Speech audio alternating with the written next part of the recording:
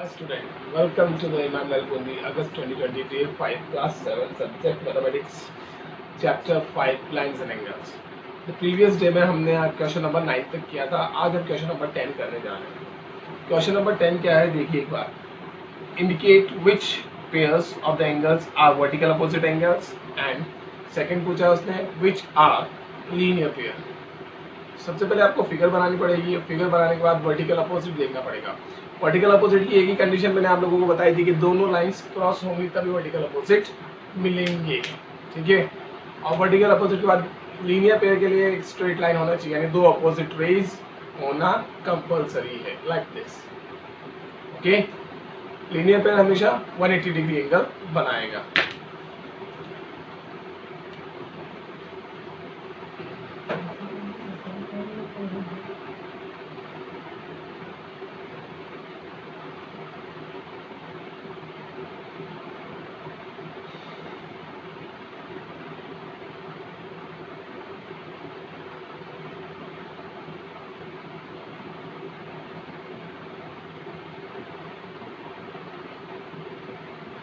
ये 5 एंगल्स हैं. ठीक है. This is your figure. अब मैं आपको बता रहा हूँ कि इनमें देखो एंगल 1 और सबसे पहले वर्टिकल अपोजिट एंगल पूछा है इसमें. वर्टिकल अपोजिट एंगल्स हैं 4 and 1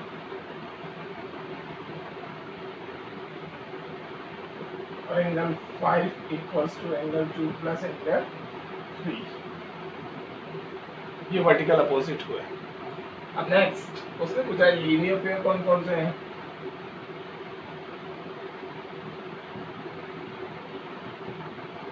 वर्टिकल अपोजिट एंगल की शॉर्ट फॉर्म है BOA. Linear pair straight line बनेगी तो angle 1 plus angle 5 180. Angle 4 plus angle 5 बेटा 180 तो angle 1 plus angle 2 plus angle 3 भी हो रहा है, लेकिन वो 3 एंगल है. पेयर में हमेशा से 2 थे, इसलिए हम 2 एंगल जिनका सम 180 आएगा वही लेंगे. आई बात समझ में. So this is our requirement for the linear pair.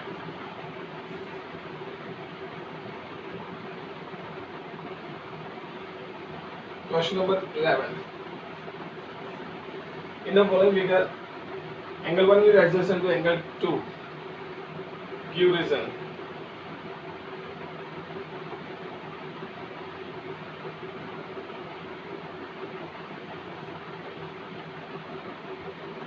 पूछा उसने कि क्या एंगल 1 एंगल 2 के एडजेसेंट है क्या.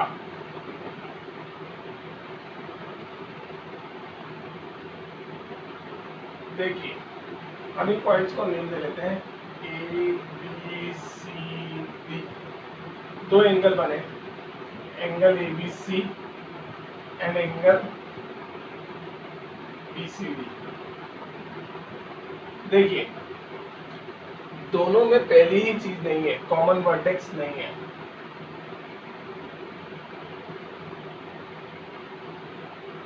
जहां से दोनों एंगल शुरू हो रहे हैं वो नहीं है.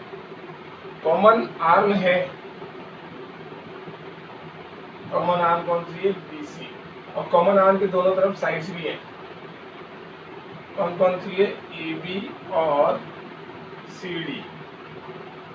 बट पहली कंडीशन ही नहीं है.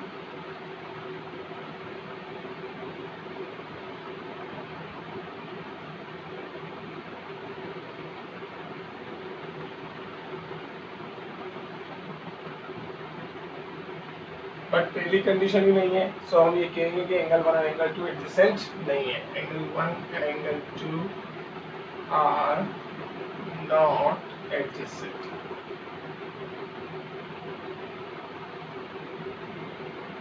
Okay. Now next question number 12 में वो हमसे कुछ अननोन वैल्यूज है उनको फाइंड करवा रहा है. वो अननोन वैल्यूज हम फाइंड करेंगे एक्स और वाई की वैल्यूज. कैसे देख. देखिए 12 का 1 मैं नहीं करा रहा हूँ क्योंकि वैसा का वैसा एग्जाम्पल मैंने वर्टिकल अपोजिट एंगल्स कराते वक्त समझाया था. मैं 12 का सेकेंड करा रहा हूँ. ठीक है. देखिए इनमें हमें एक्स वाई और जेड की वैल्यू फाइंड करनी है. पहले तो आप देखो क्या आपको दो स्ट्रेट लाइंस दिख रही है जो आपस में एक दूसरे को क्रॉस कर रही है. यस. उससे हमें क्या मिल जाएगा? वर्टिकल अपोजिट एंगल मिल जाएगा. देखिए दिस लाइन और दिस लाइन। मैं दिस इसलिए बोला क्योंकि इनका नाम नहीं है, चाहे तो हम इनका नाम दे सकते हैं if you want, line L M N। तो देखो line L crossing line M, L और N आपस में क्रॉस हो रही है तो 40 और Z वर्टिकल अपोजिट एंगल हुआ है, angle Z equals to 40। Reason आपको ये रीजन भी लिखना पड़ेगा, जरूरी है, मस्ट, ये रीजन लिखना जरूरी है। अगर रीजन नहीं लिखोगे तो आंसर्स में इनकम्प्लीट माना जाता है। ओके, नाउ नेक्स्ट, अब आप एक्स फाइंड करो। क्यों? क्योंकि एल क्या एक स्ट्रेट लाइन, और स्ट्रेट लाइन पे जितने भी एंगल्स बनेंगे उन सबका सम 180 आएगा। It means on line L 40 plus x plus 25 equals to 180। Reason straight angle, तो x plus 65 equals to 180, x equals to 180 minus 65, 115, x भी आ गया। अब क्या बचा आपके पास? सिर्फ y। क्यों? क्योंकि आपने z और x दोनों निकाल ली। y निकालने के लिए y और z देखो स्ट्रेट एंगल बना रहे हैं, या फिर 40 और y स्ट्रेट एंगल बना रहे हैं, कुछ भी आप ले लो। ओके, या x plus 25 equals to y, जो भी आप लेना चाहो ले सकते हो।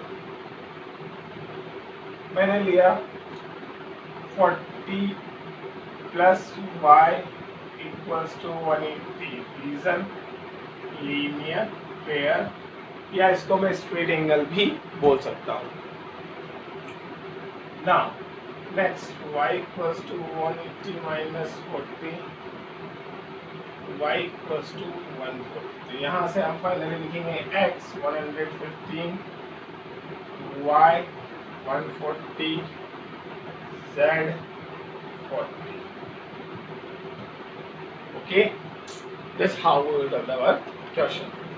Next, question 13, fill in the blanks.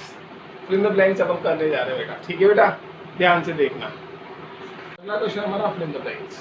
If two angles are complementary, then the sum of their measures is, दो एंगल complementary तो उनका सम कितना होगा?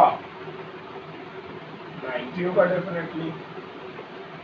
Second, if the two angles are supplementary, then the sum of their measurement is, same question, supplementary का sum 180।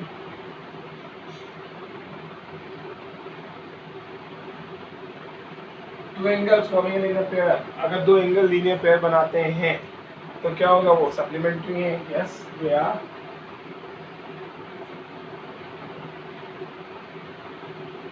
Supplementary.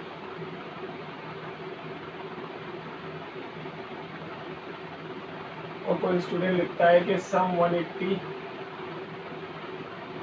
वो भी correct है, दोनों ही सही है, ठीक है।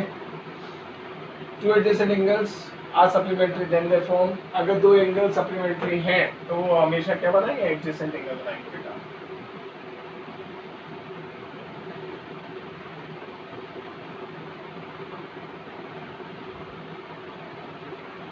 Fifth, two lines intersect at a point, the vertical opposite angles are always, अगर दो लाइंस आपस में इंटरसेक्ट करती हैं तो वर्टिकल अपोजिट एंगल्स हमेशा क्या होते हैं? इक्वल। मैंने आपको बताया था।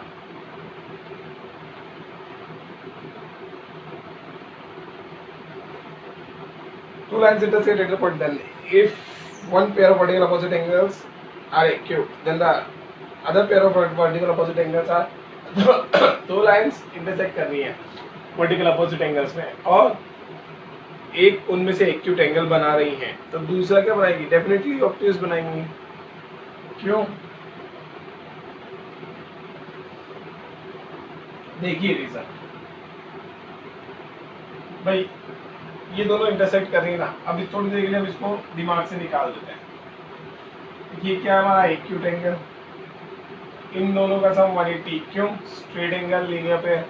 अब 180 में से एक्यूट माइनस करेंगे तो हमेशा क्या बचेगा? ऑब्ट्यूज ही तो बचेगा। That's why it is obtuse. Okay, now question number 14, उसमें एक फिगर है, फिगर को देखो ध्यान से।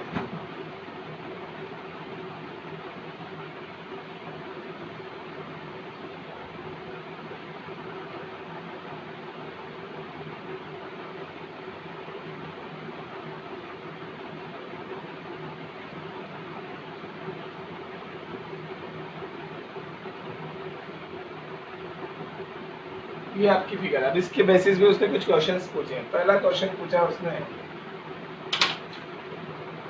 ऑब्ट्यूज वर्टिकल अपोजिट एंगल बताओ। तो ऑब्ट्यूज एंगल देखो आपको कौन सा दिख रहा है, BOC। तो BOC के साथ AOD बना रहा है।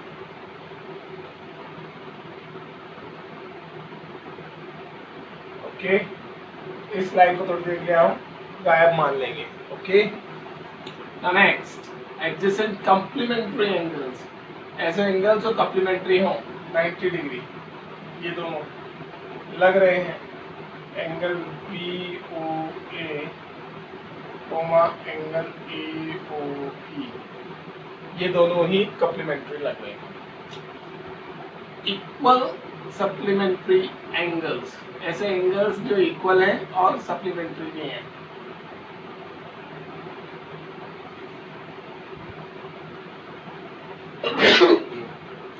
BOD and AOC straight lines,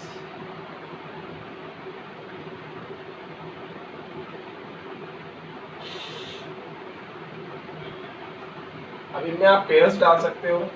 BOD को लिख सकते हो BOA plus B AOE plus EOD equals to AOE plus EOD equals to DOC, ऐसे लिख सकते हैं। ठीक है। फोर्थ, अनइक्वल सप्लीमेंट्री एंगल्स, ऐसे एंगल्स जो सप्लीमेंट्री तो हैं लेकिन इक्वल नहीं है। देखिए इसके लिए अनइक्वल सप्लीमेंट्री एंगल्स यानी ऐसे एंगल्स जिनका सम 180 तो है लेकिन वो इक्वल नहीं है। तो AOE कोमा एंगल EOC, उस हिसाब से तो बेटा हमने क्वेश्चन नंबर 3 गलत कर दिया। दोबारा देखते हैं इसको। थर्ड में उसने कहा है कि इक्वल सप्लीमेंट्री एंगल्स बताओ, यानी दो एंगल जो इक्वल हो और सप्लीमेंट्री, जिनका सम भी सप्लीमेंट्री हो। तो वो तो आपका मेरे हिसाब से,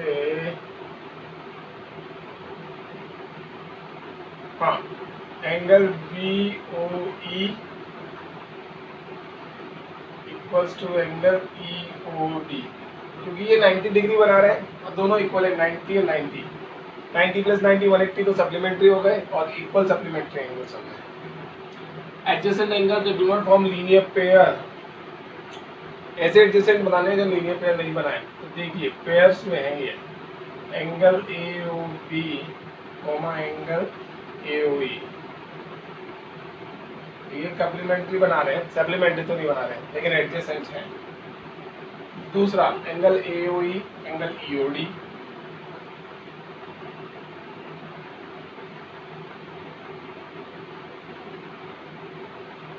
और तीसरा एंगल EOD और एंगल COD।